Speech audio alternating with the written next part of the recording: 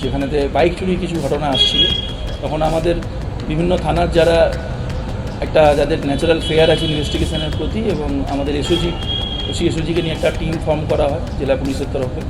এরা খুব অক্লান্তভাবে পরিশ্রম করে আমরা একটা লেডেড ট্র্যাপ বলতে পারি, যেখানে একটা ফেলে যাওয়া বাইকের উপর আমরা সেটাকে সিজ না করে, আনক্লেমড সিজ না করে আমরা ওটাকে একটা বেড হিসেবে ট্যাঙ্গেল করি। তাতে ওই র্যাকেটটা তারা কিন্তু এন্টাইজড হয় এবং আমরা একজনকে অ্যারেস্ট করতে সক্ষম হই, এবং তার পরবর্তীকালে টোটাল আমরা এখন পর্যন্ত 4 জনকে অ্যারেস্ট করেছি। কাল রাত পর্যন্ত এই রিগার্ডে অ্যারেস্ট হয়েছে এবং ধাপে ধাপে আমরা 14টা বাইক সিজ করতে সক্ষম হয়েছি।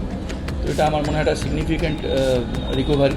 তো আমরা এটা আরও ফার্দার করবো আমাদের ইনভেস্টিগেশনটাকে, এবং সুন্দরবন এলাকায় কিছু রিসিভারের কাছে ওরা বিক্রি করতো, যারা এতে ইনভলভড আছে আরও ফার্দার অ্যারেস্ট এক্ষেত্রেও হবে এবং আশা করছি রিকভারি হবে।